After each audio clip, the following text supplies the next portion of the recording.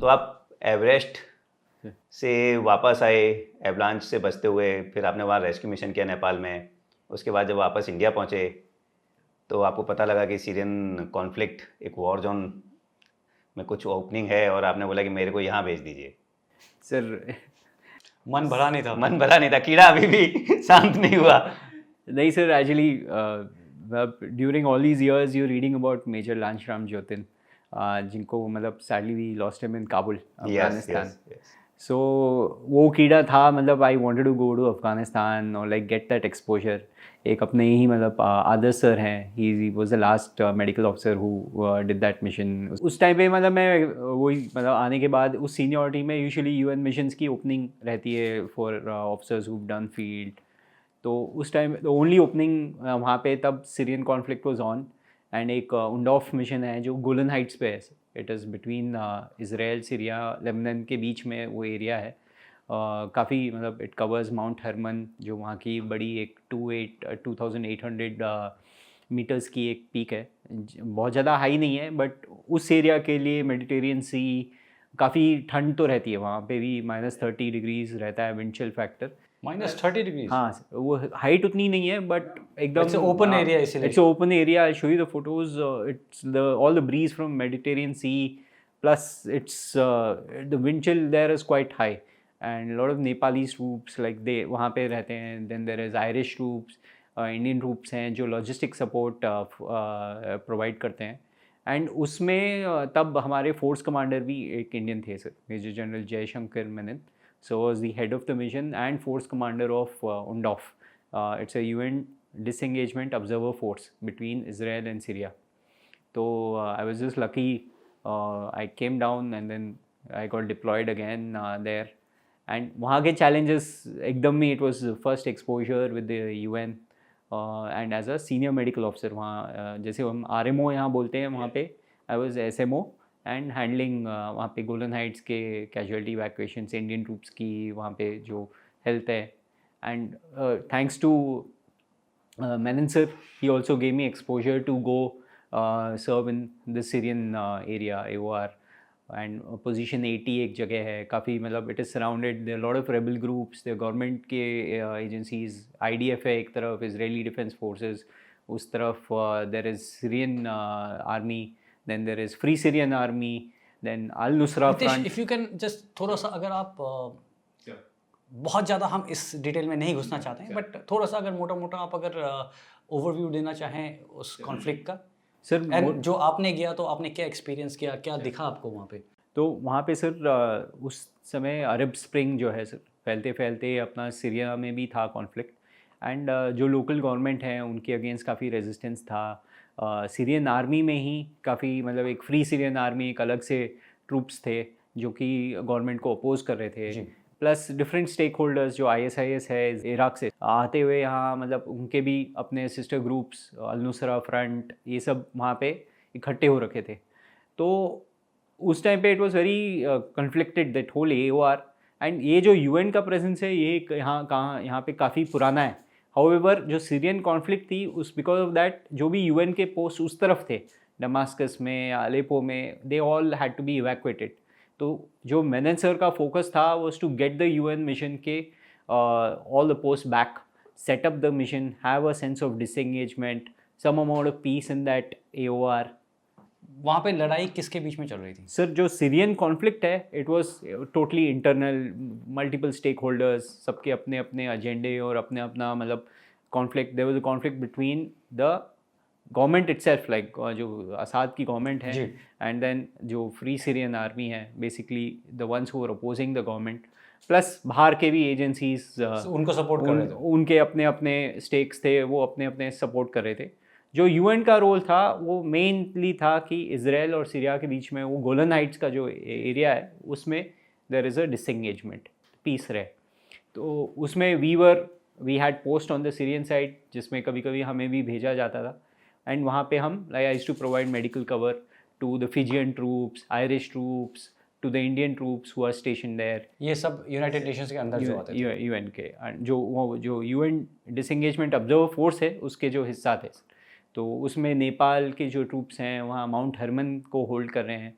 तो various medical covers, अलग अलग challenges. Most important that this whole exposure introduced me to is जो एक CBRNE की दुनिया है, एक केमिकल, बायोलॉजिकल, रेडियोलॉजिकल, न्यूक्लियर और एक्सप्लोजिव्स की जो दुनिया है, तो इट्स मतलब एक पूरा एक अलग दुनिया है मेडिकल में, जिसमें मतलब एक जो इंसिडेंट मुझे मोस्टली याद है, एक दिन मतलब वहाँ पे आपको डॉक्टर्स को रिलीव करना होता है, तो मैं अपना गोल्डन हाइट से सीधा पोजीशन 80 गया एंड वहाँ पे मैं एक फिजियन डॉक्टर को रिलीव कर रहा था। मैं काफ़ी दिन वहाँ ड्यूटीज़ प्रोवाइड कर रहा था and that is in Syria.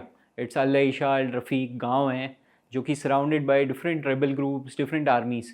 तो उस टाइम पे हमारे सामने ही एक कार बॉम्ब होता है, मतलब मैंने खुद देखा है कि फटा है एंड सारी फोर्स मतलब you come to a high alert, आप सब तैनात हो, मतलब देख रहे हो क्या मतलब नेक्स्ट क्या सामने, हमारे सामने आप धमाका है सिर्फ एंड यू मतलब आपने सुना है एंड आपने देखा है कि कार बॉम्ब फटा है एंड देन कुछ ही दिन मतलब तुरंत आप हाई अलर्ट पे हो, आप अपनी दवाइयाँ रेडी कर रहे हो एंड देन मैं देखता हूँ कि एक फैमिली पूरी मतलब 2 लड़के सब मतलब आपके गेट पे आ गए।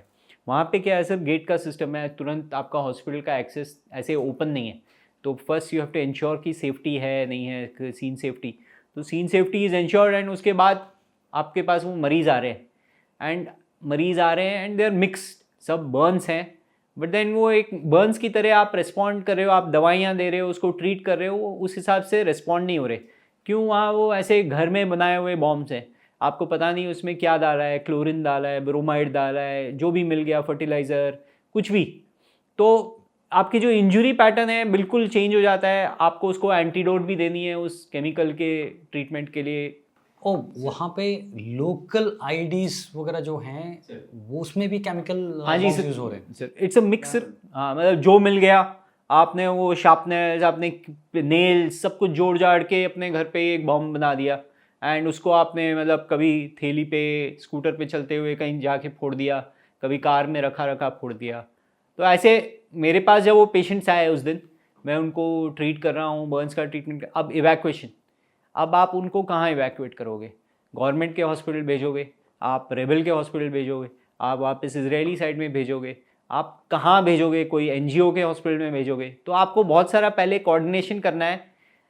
Basic law is very clear कि आप कोई भी मरीज़ को मना नहीं करोगे, बट उस टाइम पे आप एक दुविधा में रहते हो, डिफरेंट कोऑर्डिनेशन करना है, किसके साथ क्या कोऑर्डिनेट करना है, वो एक अलग चैलेंज है। एंड वहाँ पे आप दवाई मंगवा रहे हो एंड आप छोटे छोटे बच्चों को दे रहे हो, छोटे छोटे बच्चे जो आईडीपी मतलब इंटरनली डिस्प्लेस्ड पीपल जो उनके कैंप्स हैं उसमें घूम रहे हैं। वहाँ कोई बिल है, रेफ्यूजी कैंप जैसे रेफ्यूजी कैंप जैसे होते हैं, रेफ्यूजी बॉर्डर क्रॉस करके जो अंदर ही डिस्प्लेस हो गया उसको हम आईडीपी बोलते हैं, इंटरनली डिस्प्लेस्ड पीपल। तो वो बच्चे ज़मीन पे कहीं घूम रहे हैं, वो किसी कहीं छेद में हाथ डाल दिया, उसको वाइपर ने काट दिया और वो रात को लेके आ रहे हैं। तो यहाँ पे खूबियत क्या है, सिर्फ जब भी पेशेंट आ रहा है वहाँ का जो रेबल लीडर है या जो वहाँ उस गांव का जो मेन लीडर है वो भी साथ में आ रहा है। 6.5 फीट के लंबे एकदम लीडर आ रहे हैं पेशेंट के साथ, आप उनको ट्रीटमेंट दे रहे हो और फिर जाते जाते वो यहाँ पे उनका कल्चर लाइक एकदम वेट किस, दे गिव यू एकदम, और doctor give you a wet kiss and then आपके साथ जो आपके फोर्स प्रोटेक्शन के आए रहे बाकी नेशनल, वो सोच रहे क्या हो क्या रहा है। एक मतलब वो एक बहुत बड़ा लीडर है एंड वो एकदम तो medical I realise it's winning hearts and minds. It is आप कोई आपका और कुछ नहीं देखता, बस ये देखता है कि उस टाइम पे जान बचा ली। तो ऐसे बहुत इंसिडेंसेस हुए वहाँ। रेड स्नैपर, फिजियंस की खाबियत है, उनको फ़िश बहुत अच्छी लगती है, रेड स्नैपर। तो रेड स्नैपर की एक बार मास फूड पॉइजनिंग हुई, एकदम 9 से 12 लोग रात को पार्टी की और अगले दिन सुबह पूरी एमआई रूम, मेडिकल इंस्पेक्शन जो हमारी एमआई रूम होती है पूरी भर गई, ज़मीन पे मरीज़, ऊपर मरीज़, एंड उसको आप फूड पॉइजनिंग दे धनाधन लवाज दे रहे हो, उसको ठीक कर रहे हो, उसको फिर इवैक्यूएट कर रहे हो। बट वो एक्सपोजर से मैं सीखा बहुत कि CBRNE ये पूरी जो अलग मेडिकल लाइक ब्रुसेलोसिस एक बीमारी है वहाँ, ये अनपैस्चराइज्ड दूध से जो है ये बहुत जल्दी से फैलता है एंड इसमें जैसे डेंगू में जो लक्षण होते हैं, बुखार, एकदम कंपन, कमज़ोरी, कमर में दर्द, बाकी सब इमरजेंसी भी हो सकती है तुरंत।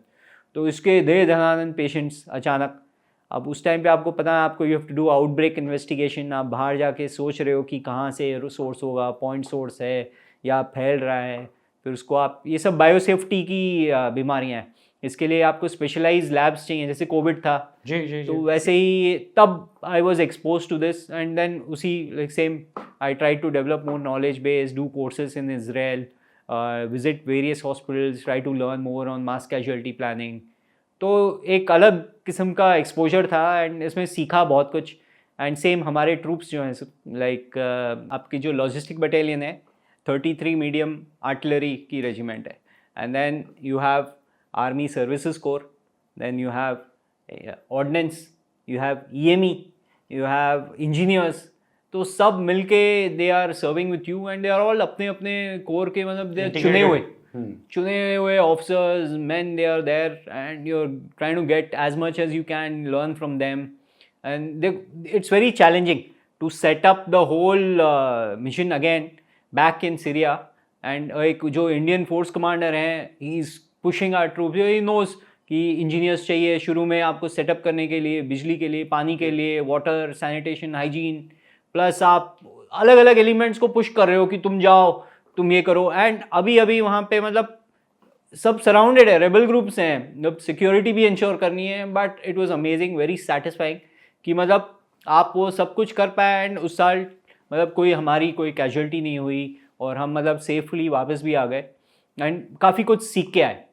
सो इवन कोविड हुआ भी नहीं था दुनिया में, बट ऑलमोस्ट लाइक 4-5 साल पहले I have been expose to that world कि हाँ मतलब एक अलग ऐसी ऐसी बीमारियाँ होती हैं जो ऐसे धन लाइक आउटब्रेक्स हो सकता है, फैल सकता है, उसके लिए तैयार कैसे करना है। तो इट वाज क्वाइट इंटरेस्टिंग। जय हिंद। आई होप आपने इस क्लिप को एंजॉय किया है। अगर आप ये फुल पॉडकास्ट देखना चाहते हैं तो उसका लिंक डिस्क्रिप्शन में दिया गया है, और इसी प्रकार के हमारे गैलेंट रियल लाइफ हीरोज़ के अगर पॉडकास्ट आप देखना चाहते हैं तो आप हमारे main channel monks and warriors by colonel Kaushal Kashyap check out कर सकते हैं। जय हिंद।